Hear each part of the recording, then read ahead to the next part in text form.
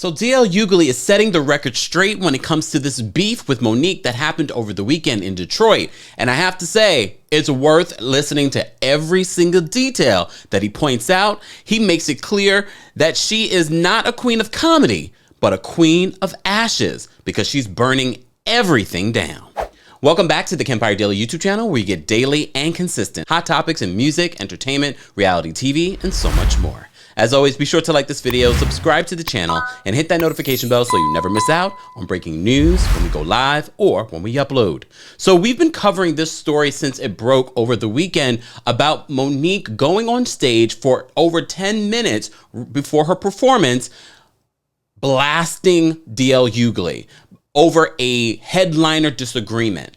The two have gone back and forth on social media about contract disputes, dropping receipts. And I have to say, I've been twerking on a fence when it comes to this because everything that they posted made complete sense. But now that DL has taken to his radio show and is talking more about it and how he lays everything out, DL basically says he has been offered to work with Monique multiple times over the years and has declined because of what he has heard she has been like working with other people. But he says because of conversations with people in his team, in his circle, and one time when he went over her home recently and went for a fight party, he was like, okay, based off these interactions, maybe we can work together. Well, he says this is exactly why working with Monique is an occupational hazard. Let's take a listen to what he said exactly, because there's no way I can say it the way that he says it, and the way he breaks it down is so clear that everything that Monique said might be just smoke and mirrors. All right, that was Khalid talk. I work very hard to control the environment I work in comedically. I only work where I want to work and who I want to work for. I want to work with. I don't work because that is a very precious place to me. I've been offered a gig, a couple of gigs, 3 or 4 gigs to work with Monique in LA, in Brooklyn, in Houston, and I turned them down because I didn't think it would work. So after talking to a lot of people, and one of the very people in this room about how things are different, 2 of the very people in this room, as a matter of fact, and how things are different, and look at, how things are coming around, I decided it would be wrong for me not to give somebody a chance based on things that they'd never done to me. That would have been wrong to me. And when she talks, if she goes on her diatribe and she talks about me having my feet under her table, that was at her invitation. I was doing a gig in Greenbelt, Maryland. She lived in Baltimore. She was having a fight party. It was I think Evander Holyfield and Mike Tyson, and sure enough, I came to her table at her invitation, and it was a wonderful time. As a matter of fact, it was based on that interaction, along with talking to people, I decided that I would do these gigs. I decided I would do it. And now I know what Tyler Perry knows, I know what Lee Daniels knows, I know what Oprah knows, I know what Steve Harvey knows, I know what Charlamagne the God knows, I know what Nique knows. Saying yes to Monique is an occupational hazard. Now, we're playing a gig in Detroit this weekend. I know I'm going on at 9:45. I leave the hotel. I get there around 9. Monique had just gotten there. She's supposed to be there at 8:40. She had just gotten there, gone at 8:40. She got there at 8:38.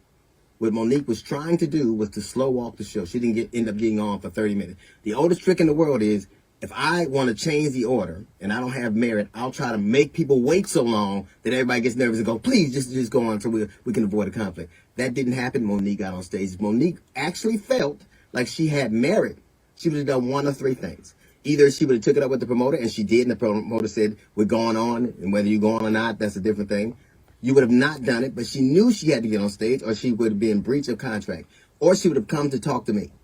She didn't ever, and I emphatically emphasize this, she never once talked to me. I haven't seen Monique in years. I didn't see her at the venue before, after, or during. I haven't spoken or seen Monique. So if you really thought that you had a legitimate contract dispute, you would have come to me and said, hey, I have this contract and you have this contract. Notice not one thing on that contract, not one person she has on that contract, not one thing happened. Do you know why? Because it wasn't legitimate.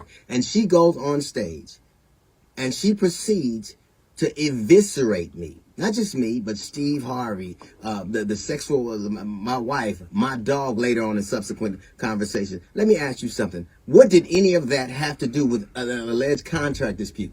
What did Steve Harvey have to do with your contract? What did I have to do with your contract? What did my dog have to do with your contract? What does my wife have to do with your contract?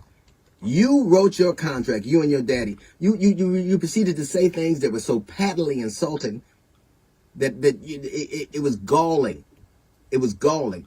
You asked in subsequent conversations why I have a dog, a support dog. What kind of person has a support dog? I have that dog because my father died. My children and family decided they would get a dog from where he was from, and I named the dog after my father. I don't have a dog to keep people away from me. I have a dog so I have my father with me all the time. That is an act of love which you know very little about. You proceeded to assault my sexuality. You have the temerity to assault someone's sexuality, a man's sexuality, given who you lay next to. None of that had anything to do with alleged contract dispute. You could have taken that up with a lawyer. You would have gotten out. You could have not gone on stage, but you knew you didn't have a valid contract. And you do what you always have done. You tried to weaponize black femininity. You tried to turn that audience against me. You tried to burn everything down. Like you do all the time. Who calls Netflix and thinks I can get $10 million because I did the Queens of Comedy? Who thinks you can get on stage and still live off that? I was a king of comedy. You never hear me talking about it because in this business, like any other, it isn't what you have done, it's what you do. That show was one I signed on to do. I made the quintessential mistake, the horrible mistake that like Tyler Perry, like Lee Daniels, like Oprah, like all these people of saying yes to you. And it is an occupational hazard. It is my fault. I have learned my lesson. You didn't just, and the thing that bothers me the most isn't the things that you said, because I know who I am and I know what I do. And I have a pristine reputation. Everybody who knows me know what I'm about. It's this whole, my dear, my babies, I love you for real, which is so transparently false, it is ridiculous. But the thing that was really the most annoying, the thing that was really the most bothersome, is after a terrible couple of weeks where people were being slain in Buffalo, where people were being slain, kids were getting slain in school, and people had come to a comedy show to get away from all of their problems, you besieged them with yours. The one contract that isn't in dispute is the one that the audience had with us to entertain them. But every single time, more and more, you spend half of your time talking about your grievances and what you didn't get and who did this to you. Listen, when you burn things up and you sit back to watch the results of them, she's literally set that stage on fire, said the most incendiary things ever, and I had to go on stage. She has the temerity to call me a coward. A coward would have left. A coward would have said, I can't go. You didn't even want to go on when you had a contract that you knew that not to be true. You made up this whole narrative that you knew not to be true, and you played that out in front of the audience. And then I had to go on behind you. And you know what you did? You sat back and you tried to watch your damage. You set the stage on fire and you watched what you've done. You know who does that? Arsonists do that. Arsonists set shit on fire and try to see the damage it wrought. But I blame myself because I know now what I didn't before. Saying yes to you is an occupational hazard, one I will not repeat. I don't blame you. I wish you well.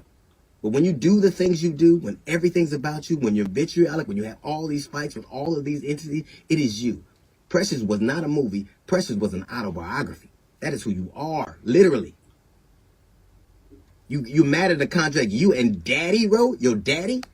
And I don't know why you call a man daddy and you pay for him. That's a son. Let's be clear.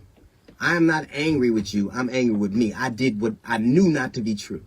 But I'm going to tell you something. When you burn and you destroy and you wreck, you are not a queen of comedy. You're a queen of ashes. Now, while I'm going to go back to work and you get back to your kingdom of smoke. That's a little note from the GED section. We got the jazz report coming up in 15. Drop the mic on that one. Look, we've gone back and forth on this because we don't know the behind the scenes. My last video, I said, well, it sounds as if your issue is with the promoter, not with DL. But the way that DL is laying this out, it seems as if, no, the problem wasn't even with the promoter. The problem wasn't with DL. The problem, and he's right, the common denominator, we learned this in school, seems to be Monique. Look, we've tried to ride with Monique for a very long time, saying that maybe they got it wrong. Maybe it's been miscommunication. She's still a very talented person.